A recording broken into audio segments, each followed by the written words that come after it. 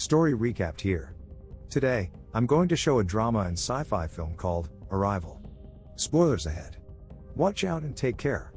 Louise Banks gives birth to a daughter and watches her grow into a young woman, only to see her succumb to a rare and incurable disease. She is heartbroken and her life is changed forever. It starts on the day they arrived. Louise is a linguist professor at a local university. She's walking to her first class in the morning when she notices the ruckus around the television in the common areas. There's a strange hum in the air this morning, but she ignores it. She greets her class but finds the students too distracted with their phones to pay attention. One student asks her to turn on the television. On the screen, breaking news is being broadcasted. An unidentified flying object has landed in Montana and 8 more have landed in locations around the world. Just then, the university alarm rings and Louise dismisses her class. As she goes home, she finds the world changed and in turmoil. People are evacuating, jets flying overhead, and the military taking over. At home, Louise watches the news and learns that 12 of the unidentified objects have landed. Unsure of what to do, she goes to work the next day only to find classes indefinitely suspended. She stays in her office and tunes into live updates. Just then, 2 men visit her in her office. It's Colonel G.T. Weber from Army Intelligence. She remembers him from that time she helped in the translations with some insurgents. Weber tells her that she's the top choice for translations and that's why he's in her office and not at Berkeley's. He plays her a recording of a human speaking to an entity giving out low growls. Louise knows that it's an entity from the objects. She tells Weber that it's impossible to translate it unless she was in the same room with the speaker, observing because this is a language that doesn't exist on Earth. Weber takes this as a ploy for her to be part of the scene, but he refuses. He doesn't want the research center to become a tourist site for anyone who has top security clearance. He tells Louise that if he leaves now, her chance is gone.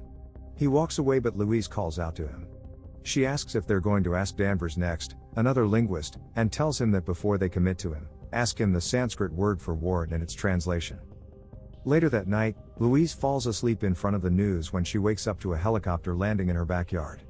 Weber has returned and asks her for the meaning of gavesty, the Sanskrit word for war, and Louise replies, a desire for more cows.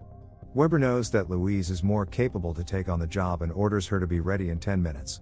Louise joins the team on the helicopter and meets Drive, Ian Donnelly, a theoretical physicist whom she will be closely working with. Weber tells her that the first priority is to know what they want and where they're from. They arrive at the Montana site and are briefed with the protocol and whisked away to Dr. Kettler, who gives them some immunization shots. Louise arrives at the main control room and learns that the site is communicating with the other sites. She meets Agent Halpern from the CIA, who tells her that they haven't gotten much information from the object since it landed. Louise and Ian are taken to another room where they're equipped with hazmat suits. They join a small team and make their way to the object, now known as the pod. Every 18 hours, a door opens up at the bottom of the pod and the team goes in via a platform. Louise watches in awe as they get inside the pod and feels the deep absurdity of the whole situation. Once the platform reaches its limits, the team jumps into the tunnel, floating their way to the rectangular light ahead of them. Louise hesitates, having second thoughts, but Weber grabs her and they make their way through the antechamber. They arrive at the main room and see a glass wall separating them from the entities inside. The team places a caged bird on the floor, indicating that while the bird is still alive, the oxygen levels in the room are safe. Soon enough, 2 giant cephalopod-like creatures appear behind the glass. They call the aliens heptapods, due to their 7 limbs. The session is quickly over and they're brought to the disinfection room. Weber tells Louise and Ian that they have 2 hours to figure something out. They continue to listen to the news and watch as the world burns down in lockdown, riots, and cult rituals. Agent Halpern communicates with the other sites, but they too are unsuccessful. The next day, they are set to enter the pod again when Louise has an idea. She brings a whiteboard and a pen, saying that they might be unable to understand their spoken language, but they might have a written basis of the language they're speaking. Inside the pod, Louise writes the word, human, and steps forward to show them. After a few seconds, one of the heptapods responds, drawing out its limb and creating a circular symbol with strokes. It continues giving out different circular symbols, giving the team its first breakthrough. Back at the site, Weber questions her if this is the right approach and how he would be able to explain it to the upper office. Louise defends her approach and says that if they don't teach the heptapods their own language, it would lead to a lot of miscommunication and things will take 10 times as long. Weber agrees for now but requires her to submit a list of words before the next session. Louise learns that not all countries are open to this friendly approach. The government is afraid that the other countries would follow General Shang and China's decision for a hostile move. Meanwhile, Louise explains to Weber that in order to communicate with the heptapods, they first have to teach them the basics of the English language before they can move on to the big question, which is the purpose of their arrival. They go back into the pod and Louise introduces herself. Sensing the heptapods' confusion, Louise walks forward and takes off her hazmat suit. The team panics, but she reassures them it's fine and continues with the operation. She walks to the screen and puts her palm on the glass. One of the heptapods follows her action and they properly introduce themselves again. Ian unzips his hazmat suit and introduces himself as well. She asks them who they are and each of the heptapods writes their names on the glass. Ian decides to nickname them Abbott and Costello. As they get back from the camp, Louise dreams about her daughter for the first time. Due to the session's success, Weber allows the operation to continue despite the contamination risks. Meanwhile, tensions from the soldiers arise from the camp, not knowing what kind of threat they're up against. Later that night, Louise dreams of her daughter again. They are in a field, exploring the flowers and picking rocks at a nearby creek. Over the next several weeks, Louise and Ian continue their research. Aside from seeing and hearing them, the heptapods leave no other footprint. The chemical composition of their spaceship is unknown. Assuming that the pods communicate with each other, they do so without detection. They also still have no idea why the pods chose to land on these specific locations. One of Louise's first breakthroughs is learning that there is no correlation between what a heptapod says and what a heptapod writes. She also learns that the heptapod's writing is semasigraphic, which means that it represents meaning and doesn't convey sound. Through the Pakistan site, they learn that a heptapod's logogram is free of time. Their writing has no forward or backward direction. Linguists like Louise call this nonlinear orthography, which makes them think if this is also how they process ideas. Louise and Ian study their language enough to create their first reply. Now, they're working on expanding their vocabulary, which would take another month. One night after a session, Louise and Ian hang out at the back of a pickup truck overlooking the pod. Ian expresses his admiration for her intelligence and willingness to keep going, and they talk a little bit about their personal lives. Louise thinks it's all up to them now, and Ian is glad that it's become that way. Outside the site, the world hasn't coped well with the presence of the pods. The looting and riots continue, especially after a leaked photograph of the aliens goes viral. The tensions around the site grew worse as well, with some soldiers thinking it's better off to draw the first fire before the aliens attack. On another night of working, Louise dreams of her daughter again. She's showing her a book about planets and her daughter shows her a picture she drew for her project in class. She begins explaining to her why she and her father aren't together anymore, but her daughter says it's fine. She's cut from her daydream by Ian and goes out to get some air. She thinks of her again. This time she sees her as a child and then later on as a teenager, lying sickly on a hospital bed.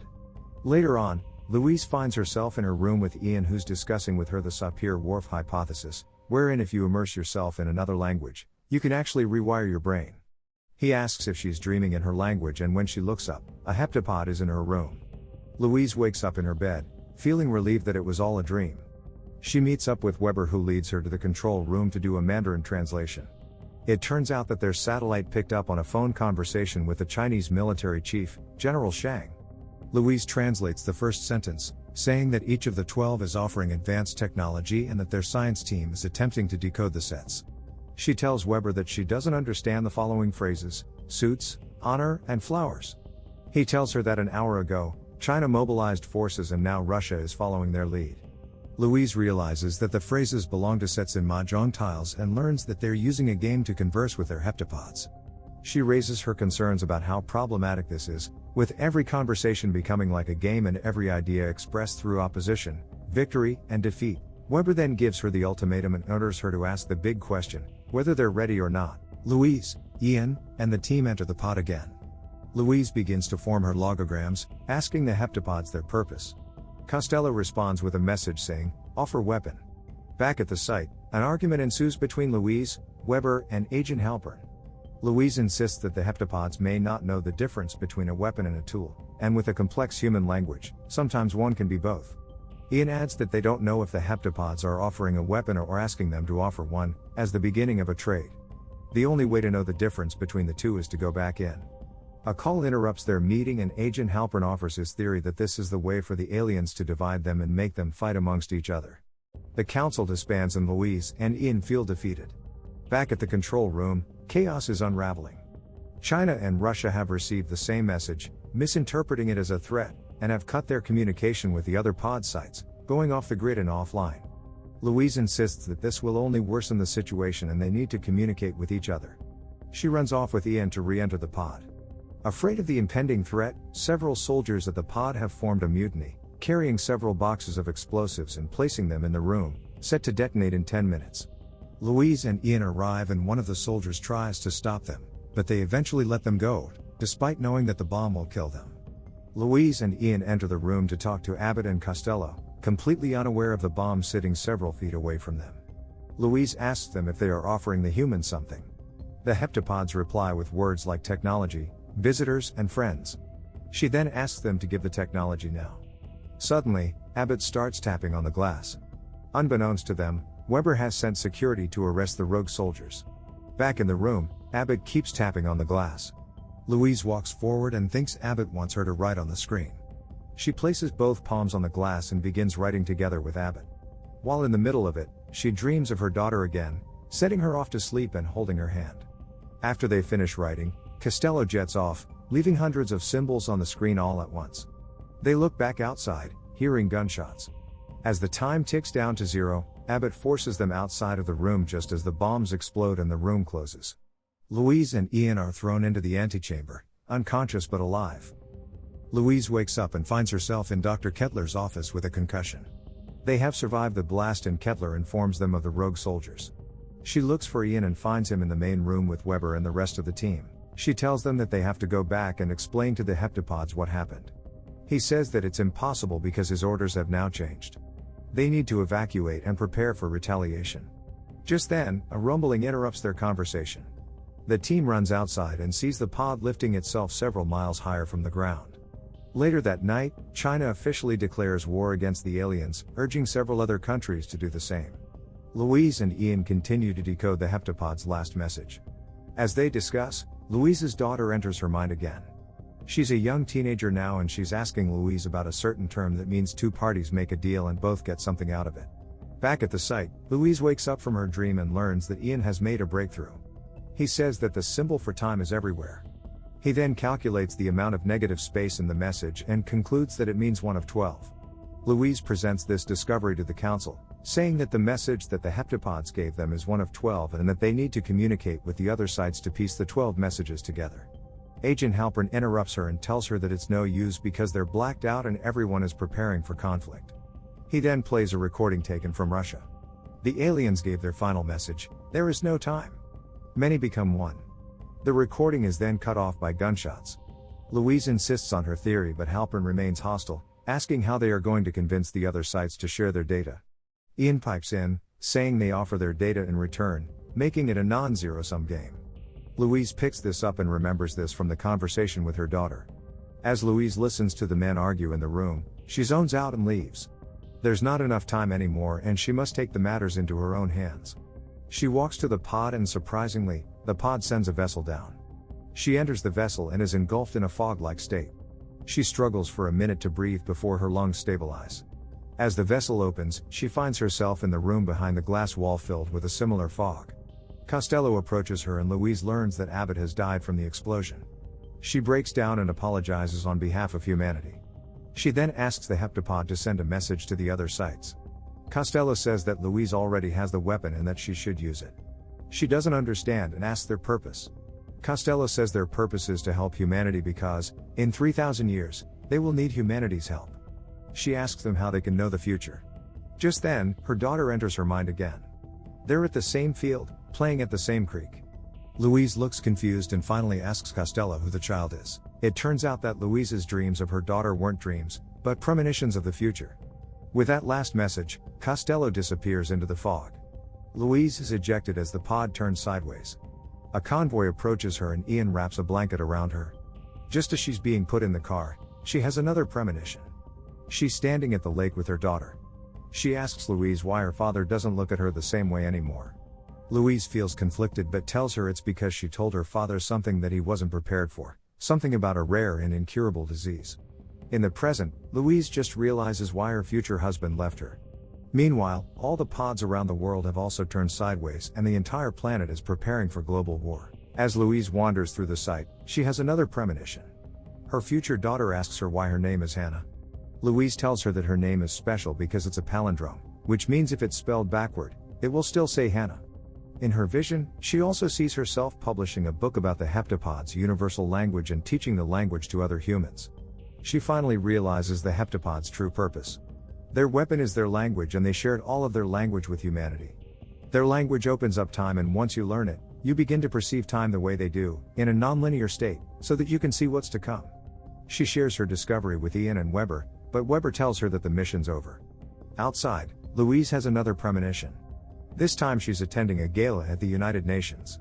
General Shang approaches her and says that he only attended because he wanted to meet her. He tells her that 18 months ago, she did something even his superiors were unable to do and changed his mind. He continues to say that she called him on his private number.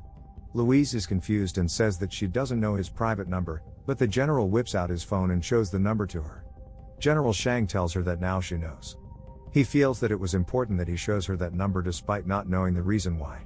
He then tells her that she told him something that he will never forget. She told the general his wife's dying words. At the present time, it dawns on Louise the thing that she has to do to stop this global war. She ventures back to the site and gets a hold of Agent Halpern's satellite phone. She calls General Shang's private number. This alerts security and they send several soldiers to confront her. Louise evades capture and hides in the disinfection room. General Shang answers the call and she tells him her purpose. Ian joins her in the room and shields her from the soldiers. She finally tells General Shang her message and he receives it. The call is a success and she puts her hands up in the air, surrendering to security. Suddenly, China pulls out from the attack and the other countries follow. The 12 sites then agree to share their data and complete the pieces of the puzzles together. With humanity working as one, the pods begin to elevate and disappear into outer space, just as quickly as they have arrived. Louise and Ian stand outside as they watch the site evacuate. She asks him if he would change things if he could see his whole life from start to finish. He tells her that the most surprising thing that has ever happened in his life was not meeting the heptapods, but rather, it was meeting her. He then declares his love for her. Louise looks at him, knowing that this is the face of her future husband, and reciprocates his love with an embrace. Even though Louise knows what's going to happen in the future, them getting married, giving birth to Hannah, and Hannah passing away, she embraces it fully and wholeheartedly, despite knowing that Ian will eventually leave them. Subscribe to watch more videos like this. Turn on notifications. And leave a like, it really helps the channel out. Thank you for watching.